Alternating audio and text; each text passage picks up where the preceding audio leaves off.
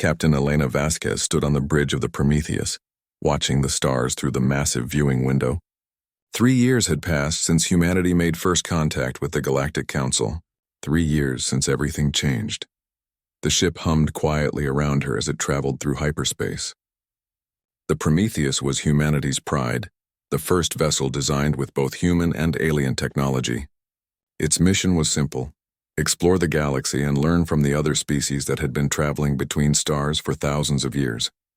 "Captain, we're approaching the Kepler 442 system," said Lieutenant Commander Ryan Torres from his position at the navigation console. "Should we drop out of hyperspace?" Elena nodded. "Bring us out slowly. Full sensor sweep when we arrive." The stars shifted as the ship returned to normal space. Before them lay a solar system with 7 planets orbiting a yellow star very similar to Earth's sun. According to the Council's records, this system had been abandoned for over 2,000 years. No one remembered why. "Sensors are picking up something strange," called out Dr. Sarah Kim from the science station. Her voice carried excitement and confusion.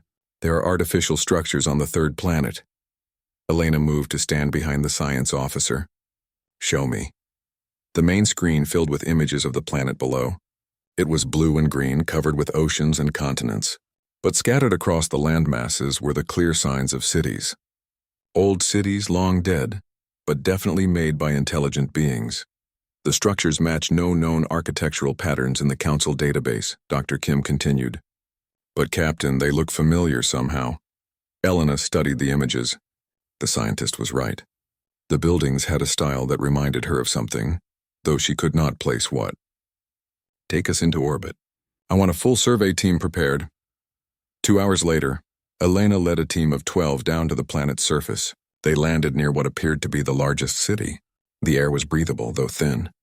Plants grew wild through the streets, and small animals scattered as the humans approached.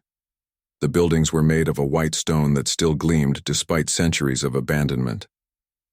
They rose in graceful curves and spirals that seemed both artistic and practical. Windows were placed to catch the best light.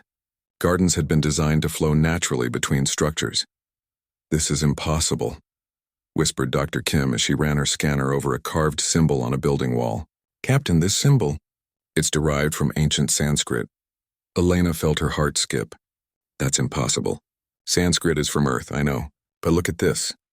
Dr. Kim showed her the scanner's display. "The carving is over 3,000 years old. And there's more." They moved deeper into the city. In what had once been a central plaza, they found a fountain that had long ago run dry. At its center stood a statue of figures that made the entire team stop and stare. The statue showed humans. Not aliens, not unknown species, but clearly recognizable humans. Men, women, and children working together to build something that looked remarkably like a spaceship. "Run a genetic scan on any organic material you can find," Elena ordered, trying to keep her voice steady. 3 days of searching revealed even more disturbing evidence. They found libraries with books written in languages that were clearly related to Earth languages. They discovered laboratories with technology that was far more advanced than anything humanity currently possessed, yet designed in ways that seemed perfectly logical to human minds. Most shocking of all, Dr. Kim's genetic scans confirmed what they all feared to believe. The organic material they found, preserved wood, dried plant matter, even fossilized remains, all contained clear evidence of human DNA manipulation. These people were human, Dr. Kim reported during their final briefing on the planet's surface. "The genetic markers are unmistakable, but according to our history, humans never left Earth until 50 years ago." Elena stared at the ancient city around them. "Prepare everything for transport back to the ship. The Council is going to want to see this." As the Prometheus began its journey back to Earth, strange reports started coming in from human colonies across known space. First, it was just a few isolated incidents. Families on the mining colony of New Colorado simply vanished from their homes one morning. Security cameras showed them going to bed, but they were gone by dawn. No signs of struggle, no alarms triggered. Then it happened on Luna Station. Dr. Marcus Webb, a prominent physicist, disappeared from his locked laboratory. His colleagues found his research still running, coffee still warm on his desk, but no trace of the man himself. "Captain," Lieutenant Torres called from his station, "we're receiving priority transmissions from Earth Command. There are reports of disappearances from 17 different colonies and stations. Elena felt a chill run down her spine. What kind of disappearances? People just vanishing, Captain. Entire families, research teams, sometimes just individuals. Always the same pattern. No signs of struggle, no evidence of transportation. They're just gone. Dr. Kim looked up from her console. Captain, I'm detecting some unusual energy readings from our cargo bay. The artifacts we collected from the planet are emitting some kind of field. Elena hurried to the cargo bay with her senior staff. The artifacts they had collected, stone tablets, metal fragments, and various technological devices, were arranged on tables throughout the bay. They were all glowing with a soft blue light that pulsed like a heartbeat. The energy readings are increasing, Dr. Kim reported. It's almost like they're responding to something. Suddenly, the ship's lights flickered. The humming of the engines changed pitch for a moment before returning to normal. Then Elena heard something that made her blood run cold. Voices speaking in the corridor outside the cargo bay. But when she checked, the corridor was empty. All her crew members were accounted for, standing right there in the cargo bay with her. Did anyone else hear that? She asked quietly. Her team nodded, faces pale with worry. The voices came again, clearer this time. They were speaking in a language that sounded almost familiar, like a dialect of English that had evolved over centuries. The words were unclear, but the tone was urgent, almost pleading. Captain, Dr. Kim whispered, staring at her scanner. The energy readings just spiked. And Captain, I'm detecting human life signs in the corridor. But there's no one there. Elena made a decision that would change everything. Seal the cargo bay and put the artifacts in containment fields. Send a priority message to Earth Command and the Council. Tell them we need to meet immediately. As the Prometheus raced toward Earth, the disappearances continued to spread. Entire research facilities went silent overnight. Colony ships reported crew members vanishing during routine shifts. Each incident followed the same pattern. People simply stopped existing in normal space, leaving behind only faint energy signatures that human instruments could barely detect. The Council, in its ancient wisdom and careful deliberation, scheduled a formal meeting for 6 weeks later. They assured Earth Command that such phenomena were not unprecedented, and that proper procedures must be followed. But Elena knew they were running out of time. The artifacts in her cargo bay pulsed stronger each day. The voices in the corridors grew more frequent and more desperate. And somewhere in the back of her mind, she began to remember things she had never learned and understand languages she had never heard. The Council was preparing to act, but they were already too late. The disappearances were just the beginning. Something was calling humanity home to a place they had never known they had left. View Part 1 complete. Ambassador Chen Wei had seen many impressive sights since becoming Earth's representative to the Galactic Council, but the High Chamber still took his breath away. The vast circular room floated in the center of Council Station, surrounded by the swirling colors of the Andromeda Nebula.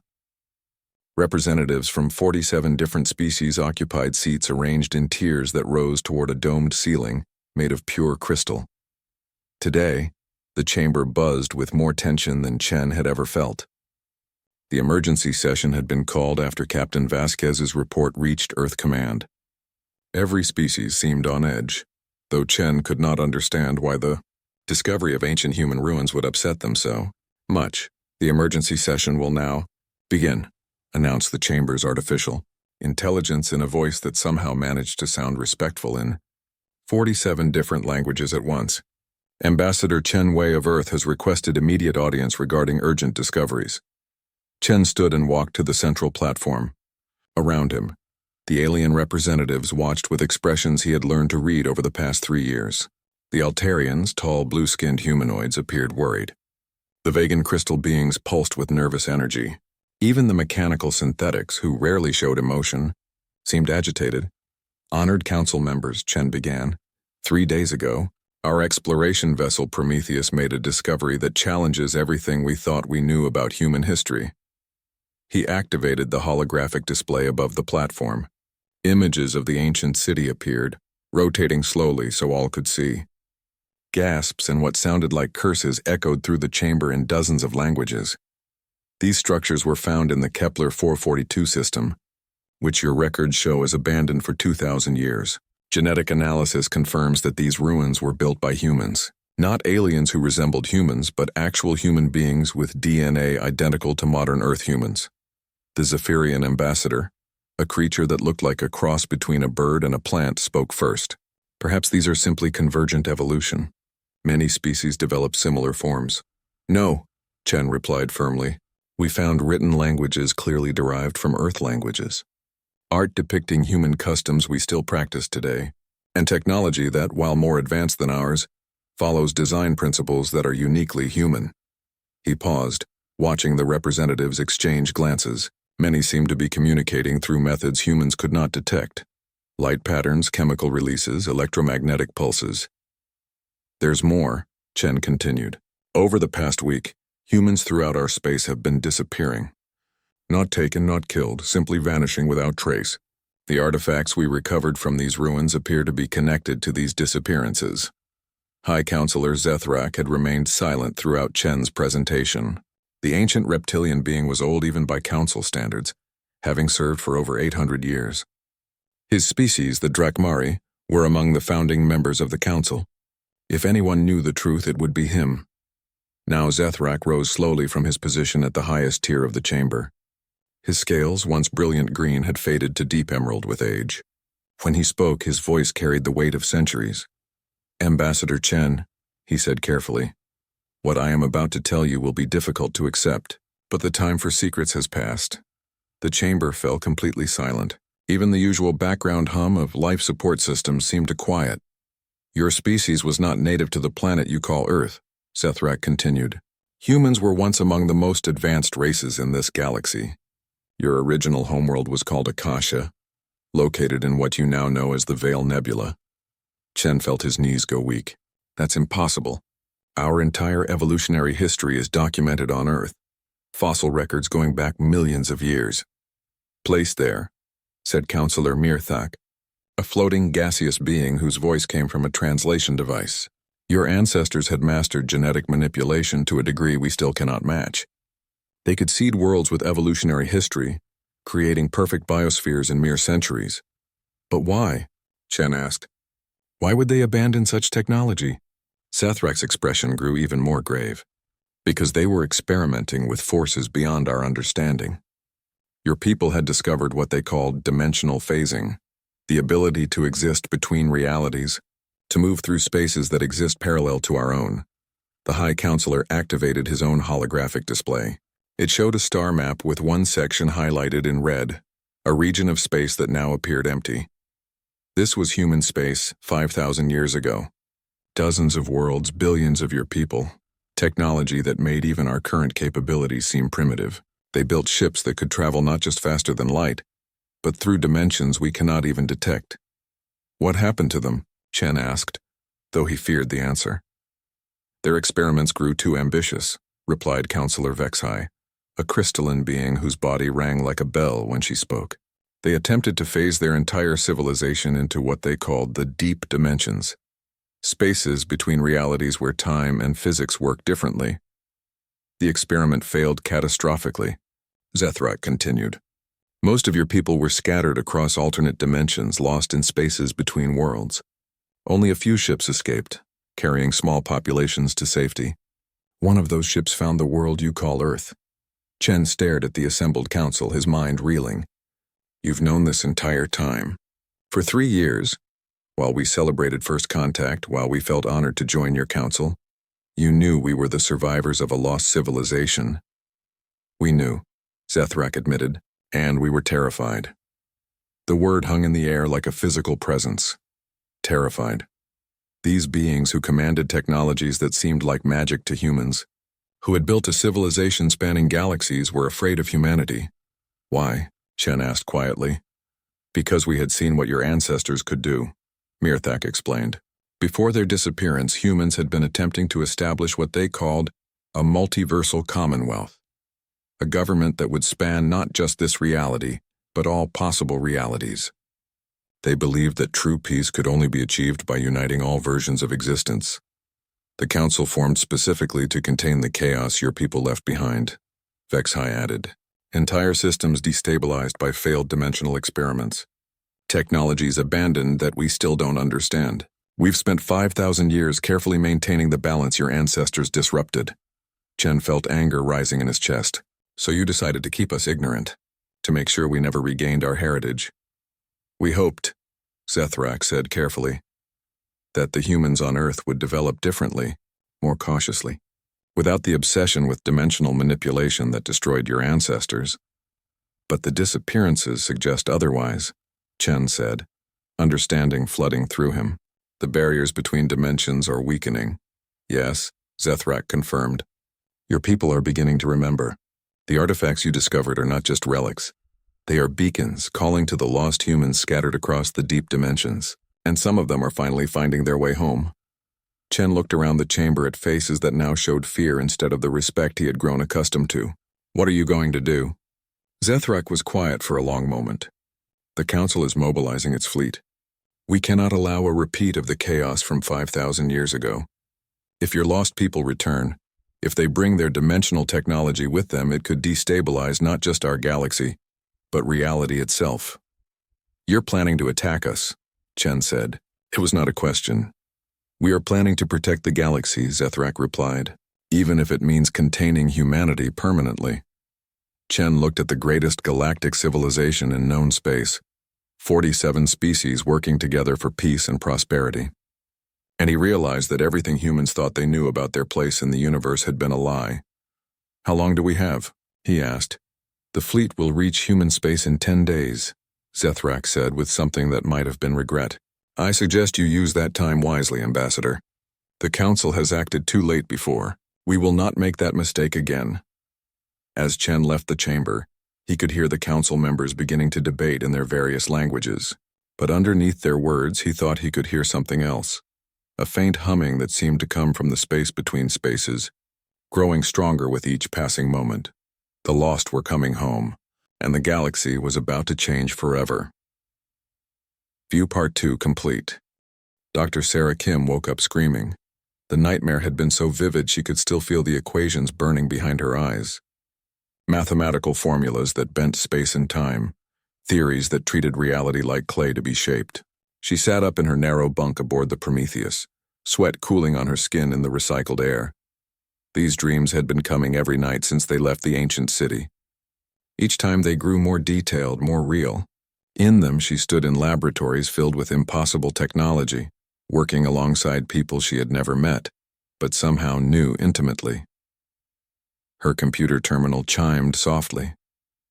A new file had appeared in her research directory, equations and diagrams she did not remember creating. The timestamp showed she had been working on them while she slept. This is impossible, she whispered, but the evidence was right there on her screen. The mathematics were beyond anything taught in human universities, yet they made perfect sense to her. They described how to fold space around a ship, how to step between dimensions like walking through doorways. 3 decks below, 16-year-old Marcus Chen was having his own crisis. The teenager was part of a civilian family group that had requested passage back to Earth aboard the Prometheus.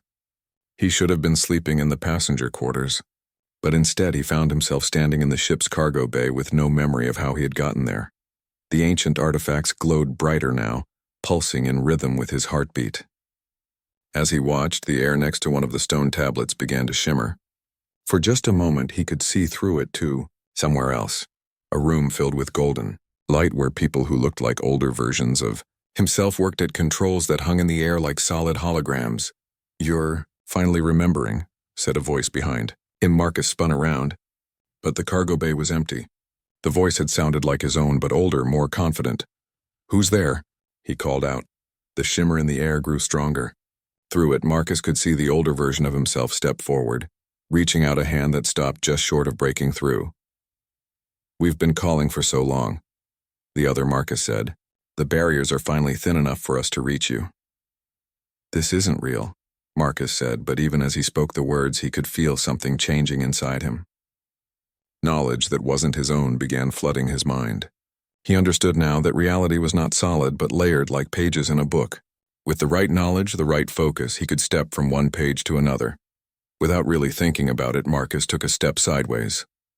Not left or right, but in a direction that did not exist in normal space. The cargo bay disappeared around him, replaced by the golden room he had seen through the shimmer. Welcome home, the older Marcus said with a smile. Captain Elena Vasquez was awakened by her ship's emergency klaxons. She rushed to the bridge to find her crew staring at sensor readings that should have been impossible. "Captain," Lieutenant Torres reported, "we're detecting massive energy fluctuations throughout the ship. And Captain, we've lost Marcus Chen." "What do you mean lost?" Elena demanded. "He was in his quarters an hour ago when we did the night check. Now he's just gone. No trace, no energy signature, nothing." Dr. Kim arrived on the bridge, still wearing her night clothes. "Captain, I think I know what's happening." "The artifacts aren't just beacons, they're teaching tools. They're helping us remember abilities we used to have." She moved to a science console and began entering the equations from her dream. "Look at this. These formulas describe a form of existence that spans multiple dimensions simultaneously. If humans once lived this way, if we could naturally move between realities, then the disappearances aren't kidnappings," Elena finished. "People are going home to places they never knew existed." Their conversation was interrupted by a priority message from Earth Command. Admiral Sarah Martinez appeared on the main screen, her face grim. "Captain Vasquez, we have a situation. The Council fleet is 3 days out from human space, and their intentions are clearly hostile. Worse, the disappearances are accelerating. We've lost contact with entire colonies." Elena felt her heart sink. "What are your orders, Admiral?" "Return to Earth immediately. We're recalling all human ships and personnel. If the Council wants a fight, we'll give them one, but we need every vessel we have." As the transmission ended, Elena noticed something strange happening to her crew. They moved with a fluidity they had never possessed before, reacting to situations a split second before they occurred. Dr. Kim worked at her console with inhuman speed, her fingers dancing across controls as if she had used them for years. "Doctor," Elena said carefully, "how did you know which controls to use? That's a Zephyrian interface you've never seen before." Dr. Kim looked up with eyes that seemed older than they had been yesterday. "I remember now. We built these interfaces first, 5,000 years ago. The Zephyrians learned from us. On Earth, similar changes were happening to humans across the planet. Children began speaking in languages that had been dead for millennia. Engineers found themselves understanding alien technology intuitively. Scientists made breakthrough discoveries that leaped decades ahead of current understanding. In the slums of New Mumbai, a homeless man named Dev Sharma suddenly understood the fundamental principles of faster-than-light travel. He began drawing diagrams in the dirt that would have revolutionized human space travel, if anyone had been watching. In the research facilities of Geneva, Dr. Lisa Park found herself modifying the particle accelerator, using techniques that turned matter into pure energy and back again at will. Her colleagues watched in amazement as she performed miracles with equipment they thought they understood. And in a small apartment in Tokyo, elderly Mrs. Tanaka began humming a song that caused the air around her to shimmer with the same energy that surrounded the ancient artifacts. The Council fleet, meanwhile, continued its approach toward human space.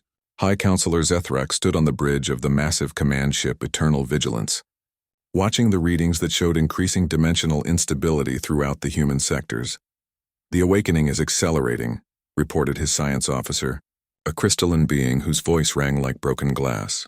"Dimensional barriers in human space are down to 12% of normal strength.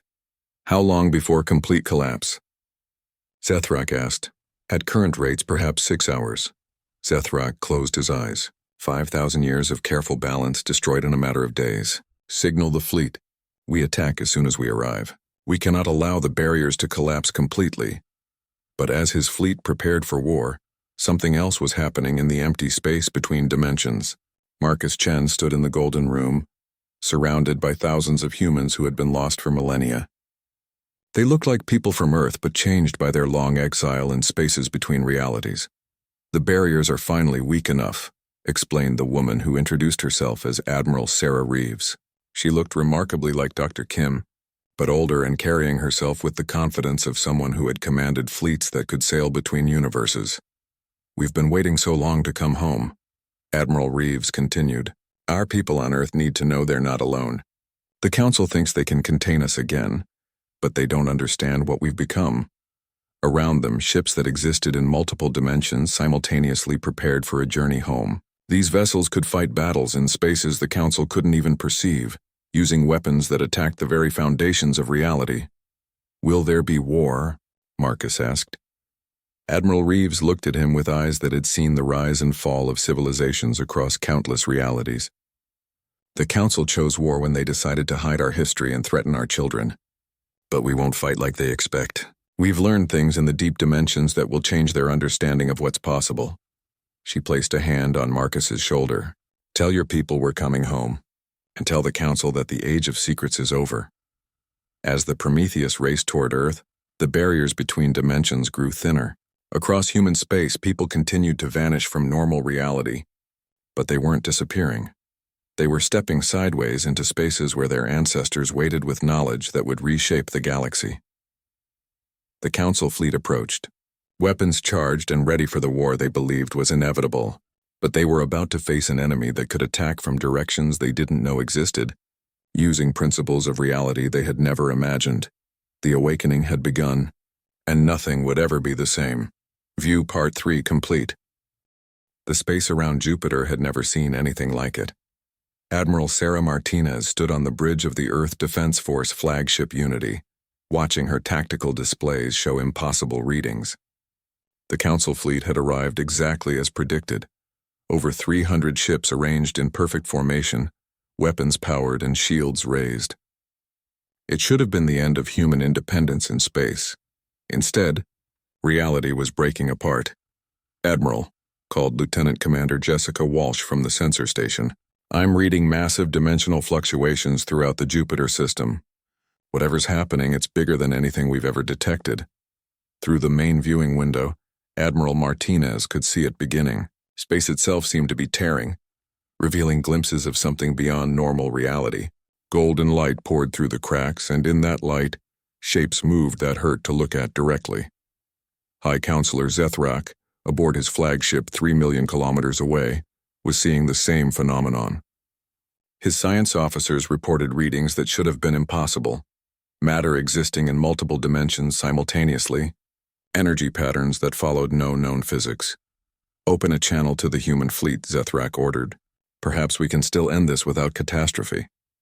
Admiral Martinez's face appeared on his screen, but she looked different somehow.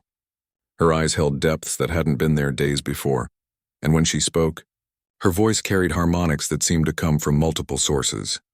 "High Counselor," she said calmly, "you should have told us the truth from the beginning." "Admiral, you must understand," Zethrak replied urgently. "Your ancestors nearly destroyed the galaxy with their experiments. We cannot allow that to happen again." "Our ancestors," Admiral Martinez said with a smile that contained no warmth, "are about to return, and they're not very happy with how you've treated their children." The golden tears in space suddenly widened. Through them came ships unlike anything the Council had ever seen. They seemed to exist in multiple dimensions at once, their hulls shifting and flowing like liquid metal, while maintaining perfect structural integrity. These vessels moved through space in ways that defied every law of physics, appearing and disappearing, traveling impossible distances in the blink of an eye. On the bridge of the lead vessel, Admiral Sarah Reeves surveyed the scene before her. To her left stood Marcus Chen, no longer the confused teenager who had stumbled into the cargo bay. His time in the deep dimensions had awakened abilities that let him perceive all possible futures simultaneously. "The Council fleet is larger than we expected," Marcus observed, his voice carrying the same multidimensional harmonics as Admiral Martinez. "But they're still thinking in 3 dimensions. Then let's show them what 5,000 years in the deep dimensions can teach," Admiral Reeves replied. She activated the communication system that would broadcast to every ship in the system, human and alien, alike. "I am Admiral Sarah Reeves, of the Human Dimensional Fleet," she announced. 5,000 years ago, our people were scattered across alternate realities in an experiment that went wrong. We have spent those millennia learning to master the spaces between worlds. Today we return home." On the Council flagship, Zethrak felt a chill run through his reptilian body. "That's impossible. The dimensional barriers should have kept them trapped forever." "Barriers can be broken," Admiral Reeves continued, "especially when you understand that reality is not fixed, but fluid. High Counselor Zethrak, you and your council have spent 5,000 years trying to maintain a balance that was always false. You created order through fear and control, suppressing the natural evolution of consciousness that would have made your rigid structure unnecessary. The human dimensional ships began to move, but not in any way the Council fleet could track or counter. They phased in and out of normal space, attacking from angles that three-dimensional beings couldn't even perceive. Weapons fire that should have hit empty space struck Council vessels with pinpoint accuracy. All ships defensive pattern 7, Zethrak ordered, but his fleet's responses seemed clumsy and slow compared to enemies who could predict their actions before they made them. Dr. Sarah Kim, now serving as science officer aboard Admiral Martinez's flagship, watched the battle with growing understanding. "Admiral, they're not just fighting in our dimension. They're attacking from parallel realities where our ships are in different positions. The Council fleet can't defend against threats that don't exist in their version of space. Can we help them?" Admiral Martinez asked. "We're already helping," Dr. Kim replied with a smile. "Every human in the system is connected now. We're sharing consciousness across dimensional barriers. The awakening isn't just about remembering the past, it's about becoming something new." Indeed, throughout the human fleet, crew members found themselves performing at levels that should have been impossible. They reacted to threats before sensors detected them, coordinated maneuvers with perfect precision, and understood alien technology as if they had built it themselves. The battle, if it could be called that, lasted only minutes. The Council fleet, despite its overwhelming numerical advantage, found itself helpless against enemies who could attack from multiple dimensions simultaneously. Shields designed to stop energy weapons proved useless against attacks that bypassed normal space entirely. But the human dimensional fleet did not destroy their opponents. Instead, they disabled weapons and engines with surgical precision, leaving the Council ships floating helpless but intact. "High Counselor," Admiral Reeves said as her ship materialized directly in front of the Council flagship, "this demonstrates the difference between us. We could have obliterated your entire fleet in the first seconds of engagement. We chose not to." Zethrak stared at the impossible vessel before him. It seemed to exist as both matter and energy, solid enough to block the stars behind it, yet translucent enough that he could see through it to the spaces between dimensions. "What do you want?" he asked quietly. "The same thing our ancestors wanted," Admiral Reeves replied. "Peace. Not the false peace you've maintained through fear and control, but true peace built on cooperation and understanding." The main viewing screen on Admiral Reeves's ship showed not just the immediate space around Jupiter, but glimpses of parallel realities where different histories had played out. In some, the Council and humanity worked together as equals. In others, fear had led to mutual destruction. In still others, entirely different solutions had emerged. "You see," Admiral Reeves explained, "we've had 5,000 years to observe how these conflicts play out across infinite realities. We know what works and what doesn't. The Council's approach, suppression, control. Maintaining balance through fear always fails in the end." Marcus Chen stepped forward, his young face showing wisdom that came from experiencing multiple lifetimes simultaneously. "High Counselor, in the realities where peace is achieved, it comes through cooperation between equals. Humanity's gift isn't superior technology or greater intelligence. It's our ability to see potential where others see only problems. Your ancestors nearly destroyed the galaxy." Zethrak protested weakly. "Our ancestors made mistakes," Admiral Reeves acknowledged, "but those mistakes taught us wisdom. We learned that power without wisdom leads to chaos, but wisdom without power leads to stagnation. The Council has maintained order for 5,000 years, but has it grown? Has it evolved? Have any of your member species achieved anything truly remarkable in all that time?" The High Counselor was silent. The truth was that the Council had indeed become stagnant, focused entirely on maintaining existing balance rather than pushing toward something better. "We offer partnership," Admiral Reeves continued. "Humanity will take responsibility for protecting this galaxy from the threats that exist beyond normal space. The entities that live in the deep dimensions and see our reality as a source of energy to be harvested. In return, the Council abandons its authoritarian structure and becomes what it was meant to be, a forum for cooperation between equals." "And if we refuse?" Zethrak asked.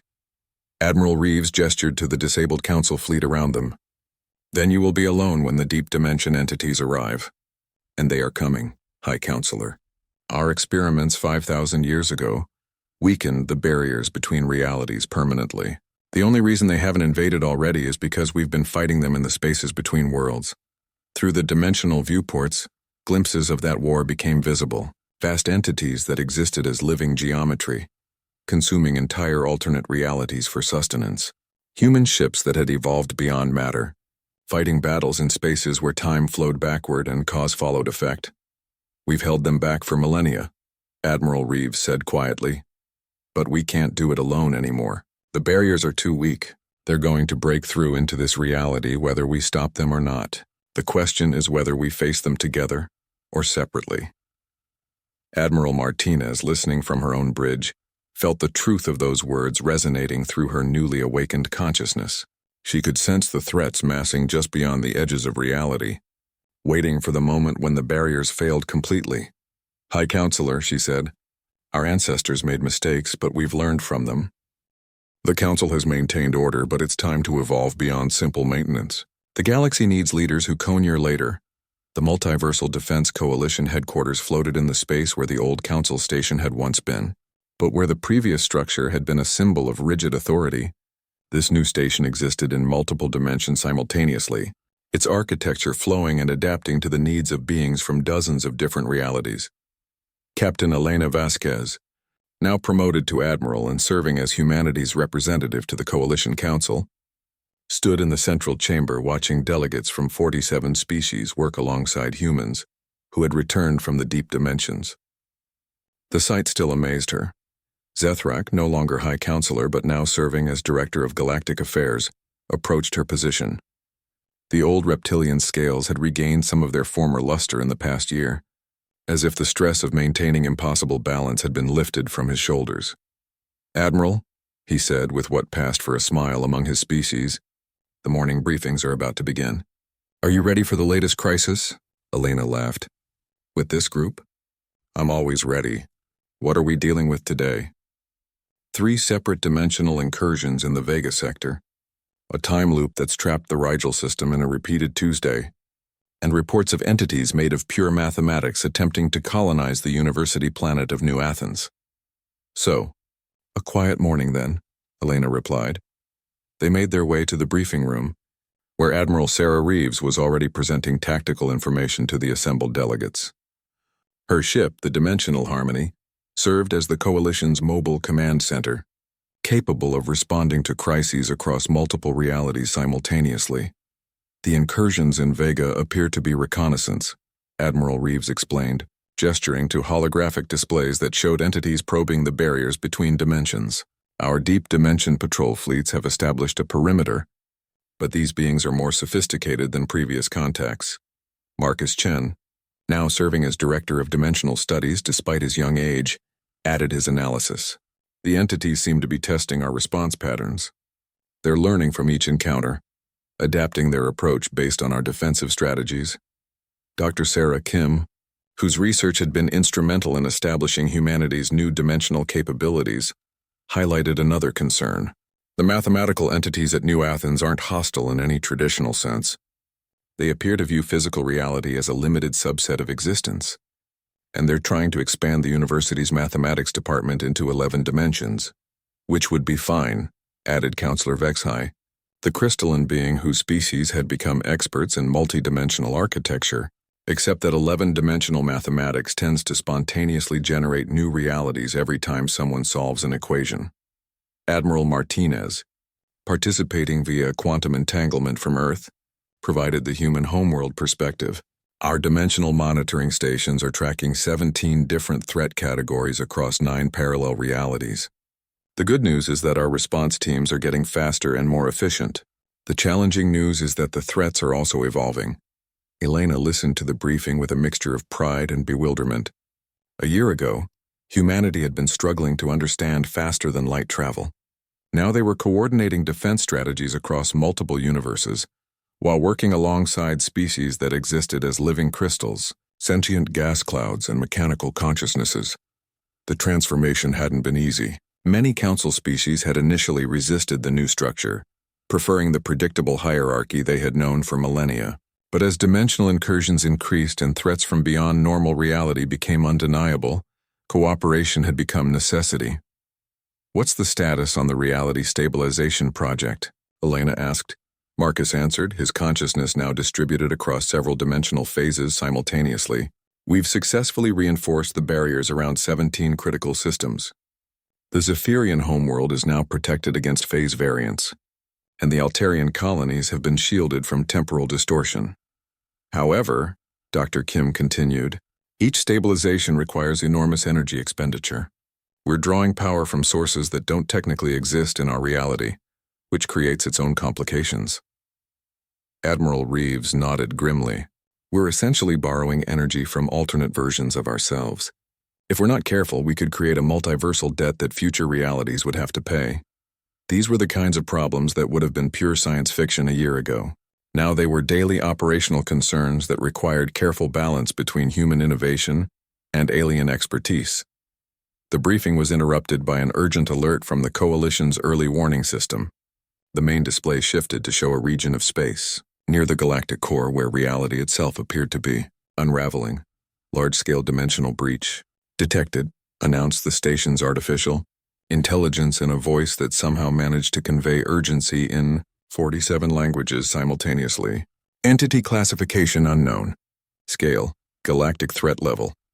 Admiral Reeves immediately began coordinating response teams. All dimensional patrol fleets converge on the breach coordinates. Human phase ships prepare for deep dimension insertion. Council vessels establish perimeter containment. Elena watched the organized chaos as beings from dozens of species worked together with efficiency that would have been impossible under the old system. Zephyrian pilots coordinated with human dimensional navigators, while Drakmari tactical specialists planned strategies alongside mechanical synthetic analysts. Admiral Vasquez, Admiral Reeves called, we need someone to coordinate the joint response. Your experience with both human and council operations makes you the logical choice. Elena felt the familiar thrill of command, but also the weight of responsibility. What exactly are we facing? The main display zoomed in on the breach, revealing something that defied description. It looked like a wound in space itself, bleeding energy that followed no known physical laws. Through the tear, glimpses of the entity responsible became visible, something vast and alien that seemed to exist as pure intention given form. Analysis suggests this is a deep reality entity, Marcus reported, his voice carrying harmonics from multiple dimensional phases. These are beings that exist in the foundational layers of existence, the spaces where the laws of physics are written rather than followed. Dr. Kim added her analysis. If it fully manifests in our reality, it could begin rewriting the fundamental constants that hold our universe together. Gravity, electromagnetism, the speed of light, all could be altered at will. Elena felt her enhanced human consciousness expand to encompass the tactical situation. Since the awakening, human minds had developed the ability to process information from multiple dimensional sources simultaneously. She could perceive not just what was happening, but what could happen across a vast range of possible futures.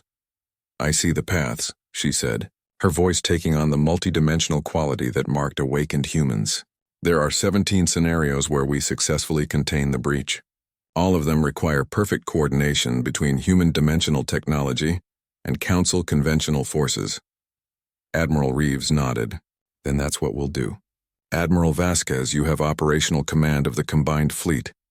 As Elena took control of the response, she marveled at how naturally the mixed crews worked together. Human intuition guided council precision, while alien expertise compensated for human inexperience. It was the kind of cooperation that the old system had never been able to achieve. All vessels form up in dimensional array pattern 7, Elena commanded. Human ships prepare to phase the entity back to its native layer of reality. Council ships create containment fields to prevent reality cascade failure.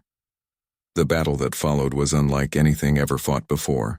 It took place simultaneously across multiple layers of existence, with human ships phasing in and out of normal space while council vessels provided anchor points that prevented the entity from dragging local reality into chaos. Elena found herself coordinating actions not just across space, but across time and probability. She guided attacks that hadn't happened yet while defending against threats that existed only in potential.